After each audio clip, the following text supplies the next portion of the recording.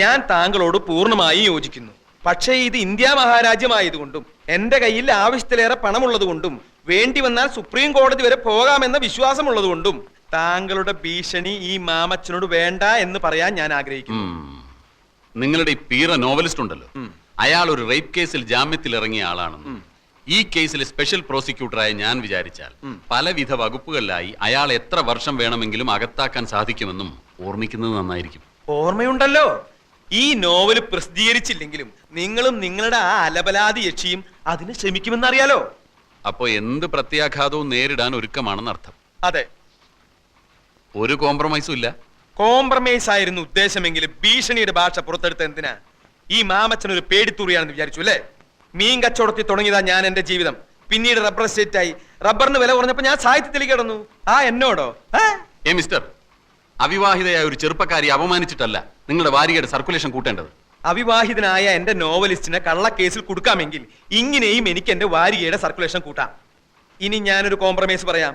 കോട്ടപ്പുറത്തിന്റെ പേരിലുള്ള rape case പിൻവലിച്ചിട്ട് ഇങ്ങോട്ട് വരൂ. ഗസറ്റഡ് യക്ഷിയുടെ പ്രസിദ്ധീകരണം നിർത്തുന്ന കാര്യം അപ്പ ആലോചിക്കാം. ഇല്ല, ഇനിയിപ്പോ ഒന്നും നോക്കാനില്ല. ആ സ്കൗണ്ടറലിന് മാക്സിമം ശിക്ഷ വാങ്ങിച്ചു കൊടുക്കുക. എന്നിട്ട് ജയിലിനകത്തിട്ട് അവന് എഴുതുന്ന കൈയുണ്ടല്ലോ, പോലീസുകാർക്ക് കാശ് കൊടുത്ത് ആ കൈ തല്ലി ചതക്കുക.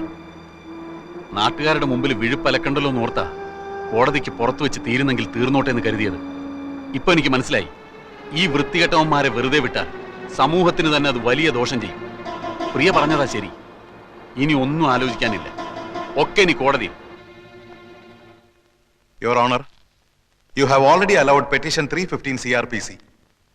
So let me examine the accused number 1 and 2 as witnesses. Yes, you may proceed.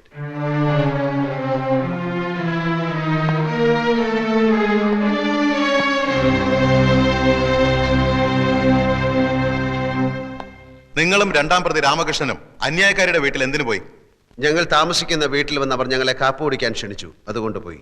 അപ്പൊ അവരുടെ വീട്ടിൽ ആരൊക്കെ ഉണ്ടായിരുന്നു? അവരും അവരുടെ ജോലിക്കാരിയും. നിങ്ങൾ കാപ്പി കുടിച്ചോ? ഇല്ല. എന്തുകൊണ്ട് കുടിച്ചില്ല? കുടിക്കാൻ തുടങ്ങുന്നതിന് മുമ്പ് പെട്ടെന്ന് ആ സ്ത്രീ ഒരു കത്തിയെടുത്ത് അവരുടെ വെയിൻ കട്ട് ചെയ്ത് മരിക്കാൻ പോവുകയാണെന്ന് പറഞ്ഞു. ഞങ്ങൾ അവരെ തടയാൻ ശ്രമിച്ചു. വേറെ ഒന്നും സംഭവിച്ചില്ലേ? ഇല്ല. ഇതിനു മുമ്പ് നിങ്ങൾ ഏതെങ്കിലും ക്രിമിനൽ കേസിൽ പെട്ടിട്ടുണ്ടോ? ഇല്ല. നിങ്ങൾ കല്യാണം കഴിച്ചാണോ? അല്ല. എന്തുകൊണ്ട് കല്യാണം കഴിച്ചില്ല?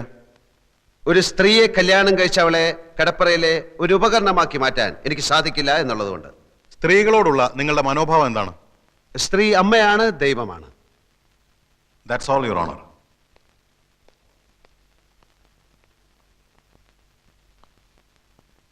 ദൈവത്തെ അപമാനിക്കലാണോ നിങ്ങളുടെ ജോലി? എന്റെ ജോലി കഥ എഴുത്താണ്. അല്പം മുമ്പ് നിങ്ങൾ പറഞ്ഞു സ്ത്രീ അമ്മയാണ്, ദൈവമാണെന്നൊക്കെ. അങ്ങനെ പറഞ്ഞ നിങ്ങൾ ഗസറ്റഡ് യക്ഷി എന്ന ആഭാസകരമായ ഒരു നോവൽ എഴുതി സ്ത്രീ വർഗത്തെ തന്നെ അപമാനിക്കാൻ ശ്രമിക്കുകയാണെന്ന് ഞാൻ പറഞ്ഞാൽ നിഷേധിക്കാൻ പറ്റുമോ? നോവലല്ല, ജീവിതം. ഓഹോ, സ്ത്രീയെക്കുറിച്ചുള്ള നിങ്ങളുടെ കാഴ്ചപ്പാടല്ലേ ആ നോവൽ എഴുതിയിരിക്കുന്നത്? അല്ല, ഈ ലോകത്ത് നല്ല സ്ത്രീകളും ചീത്ത സ്ത്രീകളുമുണ്ട്. നല്ല സ്ത്രീകളെ നായികമാരാക്കി ഞാൻ ധാരാളം നോവലുകൾ എഴുതിയിട്ടുണ്ട്. പക്ഷെ ഗസറ്റഡ് യക്ഷിയിലെ നായിക ഒരു വൃത്തികെട്ട സ്ത്രീയാണ് എന്ന് മാത്രം. അന്യായക്കാരിയോടുള്ള പക തീർക്കാനല്ലേ നിങ്ങൾ ആ നോവൽ എഴുതിയത്? കാശിന് വേണ്ടിയാണ് ഞാൻ നോവൽ എഴുതുന്നത്. ഗസറ്റഡ് യക്ഷിയിലെ നായികയുടെ ചിത്രത്തിന് അന്യായക്കാരിയുടെ മുഖം എങ്ങനെ വന്നു? അത് ചിത്രം വരച്ച ആളോട് ചോദിക്കണം. നിങ്ങൾ മദ്യപിക്കാറുണ്ടോ? അത്യാവശ്യം. ഇതുവരെ ഒരു കേസിലും പ്രതിയായിട്ടില്ല എന്ന് നിങ്ങൾ പറഞ്ഞു. മദ്യപിച്ച് അന്യായക്കാരിയുടെ വീട്ടിൽ കയറിയതിന് നിങ്ങളെ പോലീസ് അറസ്റ്റ് ചെയ്തിട്ടില്ലേ? രണ്ടാം പ്രതി രാമകൃഷ്ണന്റെ വീടാണെന്ന് കരുതിയാണ് ഞാൻ ആ വീട്ടിൽ കയറിയത്. എന്ത് കരുതി എന്നുള്ളതല്ല, നിങ്ങളെ പോലീസ് അറസ്റ്റ് ചെയ്തോ ഇല്ലയോ? പോലീസ് അറസ്റ്റ് ചെയ്തില്ല, എന്നെ കൂട്ടിക്കൊണ്ടുപോയി. SIക്ക് സത്യം ബോധ്യമായപ്പോ എന്നെ വെറുതെ വിട്ടു. ഈ സ്ത്രീകൾ തനിച്ച് താമസിക്കുന്ന വീട്ടിൽ കയറി ബ്രേക്ക്ഫാസ്റ്റ് കഴിക്കലാണോ നിങ്ങളുടെ ജോലി? ബ്രേക്ക്ഫാസ്റ്റ് കഴിക്കാൻ തോന്നുമ്പോൾ ആ വീട്ടിൽ സ്ത്രീകൾ തനിച്ചാണോ സംഘം ചേർന്നാണോ താമസിക്കുന്നത് എന്ന് ഞാൻ നോക്കാറില്ല. ഏത് സ്ത്രീ വിളിച്ചാലും നിങ്ങൾ ബ്രേക്ക്ഫാസ്റ്റ് കഴിക്കാൻ പോവോ?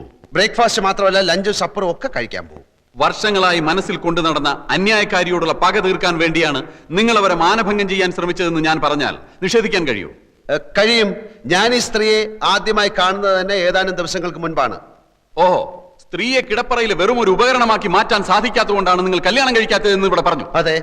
നിങ്ങളുടെ അച്ഛന്റെ പേര് കൃഷ്ണമേനോൻ. അതെ. അമ്മ ലക്ഷ്മിക്കുട്ടി അമ്മ. അതെ. ഇതാരുടെ കല്യാണക്കത്താണ്? ഇതാരുടെ കല്യാണക്കത്താണെന്നാ ചോദിച്ചത്. പറയൂ. എന്റെ കല്യാണക്കത്താണ്. എന്ന് വെച്ചാൽ സ്ത്രീയെ കിടപ്പറയിലെ ഉപകരണമാക്കി മാറ്റാൻ ഇഷ്ടമില്ലാത്ത നിങ്ങളുടെ വിവാഹ ക്ഷണപത്രം. നിങ്ങളുടെ ഭാര്യ ഇപ്പൊ എവിടെ?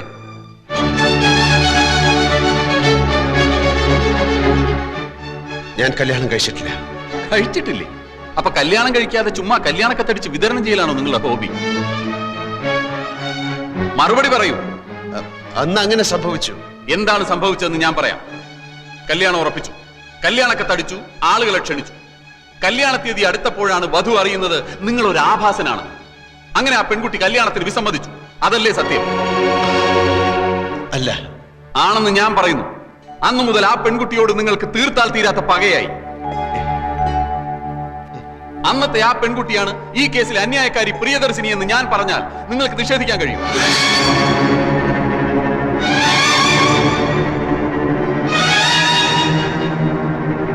ഈ ക്ഷണക്കത്തിലെ വധു പ്രിയ മേനോൻ തന്നെയാണ് അന്യായക്കാരി പ്രിയദർശിനി. വരൻ വിദ്യാസാഗർ തന്നെയാണ് ഇപ്പോഴത്തെ ഈ novelist Sagar Kottappuram. Your honour, അന്ന് തന്നെ നിഷേധിച്ച പെൺകുട്ടിയോടുള്ള മുൻ വൈരാഗ്യം തീർക്കാൻ വർഷങ്ങളായി അവസരം തേടി നടന്ന പ്രതി ഒടുവിൽ ഈ കിട്ടിയ സന്ദർഭം ഇവിടെ ഉപയോഗപ്പെടുത്തുകയായിരുന്നു എന്നുള്ളതാണ് സത്യം. That's all your owner.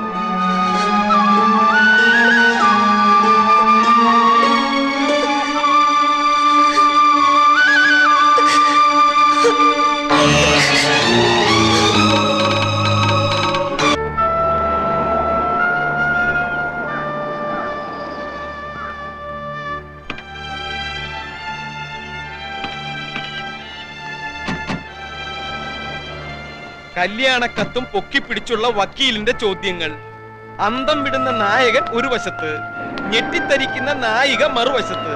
ഈ കോടതി രംഗം അതേപടി ഒരു അധ്യായമാക്കാം. വായനക്കാരന്റെ കണ്ണ് തള്ളും, ഞരമ്പുകൾ വലിഞ്ഞു മുറുകും. ചൂടാറുന്നതിന് മുമ്പ് ഈ മാറ്ററിന്റെ എഴുതി തന്നേക്ക്. അതിരിക്കട്ടെ, കല്യാണക്കത്തടിച്ചു, കല്യാണം നടന്നില്ല, അതെന്താ കാരണം? അത് പോട്ടെ, 5-6 വർഷത്തിനിടയിൽ വീണ്ടും കണ്ടുമുട്ടിയപ്പോൾ നായകൻ നായികയെ തിരിച്ചറിഞ്ഞില്ല, നായിക നായകനെ തിരിച്ചറിഞ്ഞില്ല. ഈ സിനിമയിലും നോവലിലും ഒക്കെ പഴയ കാലം മറന്നു പോണ ഒരു രോഗമുണ്ടല്ലോ, എന്താ അതിന്റെ പേര്? അമ്ലേഷ്യം അല്ലേ? രണ്ടാൾക്കും അമ്ലേഷ്യം പിടിപെട്ടതാണോ? എന്തെങ്കിലും ഒന്ന് പറ എന്റെ കോട്ടപ്പുറം.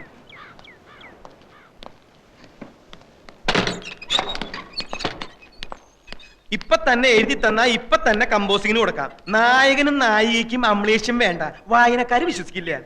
ഒരാൾക്ക് മതി അമ്ലേഷ്യം. ഗസറ്റഡ് യക്ഷി അധ്യായം 6 അമ്ലേഷ്യം എന്ന ടൈറ്റിലും കൊടുക്കാം. കഴിഞ്ഞ ലക്കത്ത് കഥ എവിടെയാ നിൽക്കുന്നതെന്ന് അറിയോ? എവിടെ നിർത്തിയിരിക്കണേ? അതറിയാതെ ചുമ്മാ അമലേഷ്യം അമലേഷ്യം പുലമ്പിയിട്ട് കാര്യമില്ല. അമലേഷ്യം അങ്ങനെ ഒരു വാക്കില്ല. പിന്നെ ഈ മറവി രോഗത്തിന്റെ പേരെന്താന്ന്? അതൊന്നും അല്ല ഇവിടുത്തെ പ്രശ്നം. സാഹിത്യകാരൻ ജയദേവനെ അനിത വശത്താക്കി ദിലീപും ജയദേവനും ഈ പ്രശ്നത്തിൽ പൊരിഞ്ഞ അടി നടന്നു. ദിലീപ് മരിച്ചു, ജയദേവൻ ഒളിവിൽ പോയി. അവിടെയാ കഴിഞ്ഞ ലക്കം അവസാനിക്കുന്നത്. അടുത്ത ലക്കത്തിൽ പെട്ടെന്ന് എങ്ങനെ നായകനും നായികയും കോടതിയിലെത്തും? നായകനെ പോലീസ് പിടിക്കട്ടെ.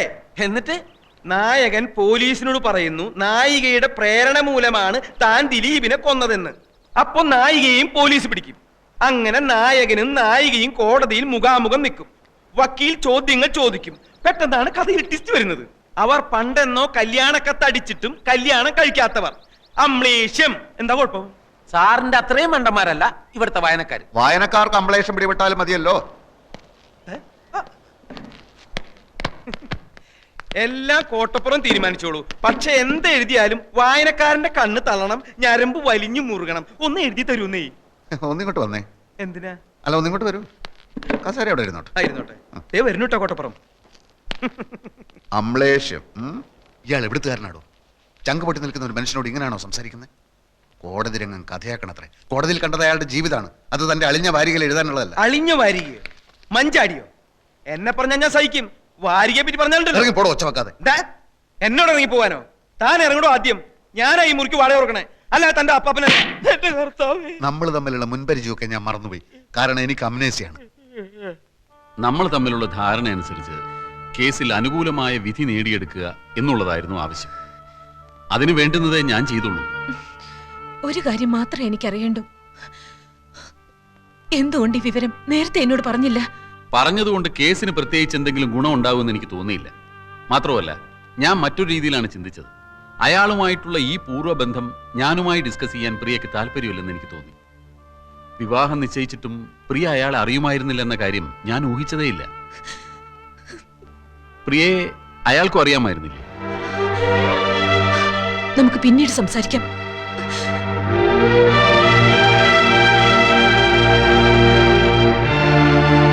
സർ, ഇനി ഈ കേസ് പ്രൊസീഡ് ചെയ്യാൻ എനിക്ക് താല്പര്യമില്ല.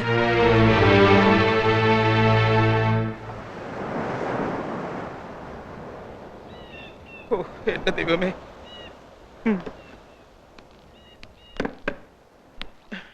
അതേ കിടപ്പ് തന്നെ. എഴുതാനുള്ള ഒരു നീക്കവും കാണുന്നില്ല. എന്നെ വേണമെങ്കിൽ ഒന്നും കൂടി തല്ലിക്കോ.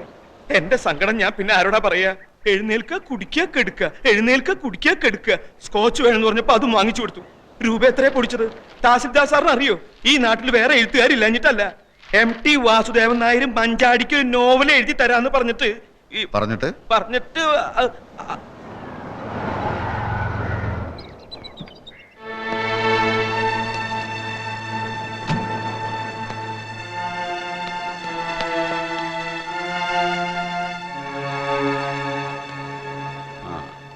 ആവശ്യമില്ലാത്തൊരു കേസാണിതെന്ന് അറിയാഞ്ഞിട്ടല്ല. പക്ഷെ ഒരു അഡ്വക്കേറ്റിന്റെ കടമ അയാളുടെ കക്ഷിയുടെ ഭാഗത്ത് നിൽക്കുക എന്നുള്ളതാണ്. കോടതിയിൽ സത്യം ബോധിപ്പിച്ച് പ്രിയദർശിനി കേസിൽ നിന്ന് പിൻവാങ്ങുകയാണ്. കേസിൽ നിന്ന് പിൻവാങ്ങുകയോ? അതെന്തിന്? സത്യത്തിൽ അതൊരു കള്ളക്കേസാണല്ലോ mister Sagar. Mister Sagar? Mister Sagar ഞാൻ? താൻ പെട്ടെന്ന് മാന്യനായോ? നാണവും മാനവും ഇല്ലാതെ വെറും കാശിന് വേണ്ടി കോടതിയിൽ കിടന്ന് നാടകം കളിച്ച നാറിയല്ലോടോ താൻ, നാറി വക്കീലെ. ഇപ്പൊ ഒന്ന് പറയാണ് കള്ളക്കേസാണെന്ന്. ശരിക്കുള്ള കേസ് ഞാൻ ഉണ്ടാക്കി തരാടോ. ഇടിച്ചതിന്റെ നെഞ്ചെ കളിക്കി തരാം. അപ്പൊ അതൊരു കേസാക്കാം. അവളെ വെട്ടി വെട്ടി ഞാൻ നുറുക്കാം. അപ്പൊ തനിക്ക് മറ്റൊരു കേസ് കിട്ടും. അവളോട് പറഞ്ഞേക്ക്, ഏത് കേസ് പിൻവലിച്ചാലും എന്റെ കണ്ണീരിന്റെ കണക്ക് തീർക്കാതെ അവളെ ഞാൻ വിടില്ലെന്ന്.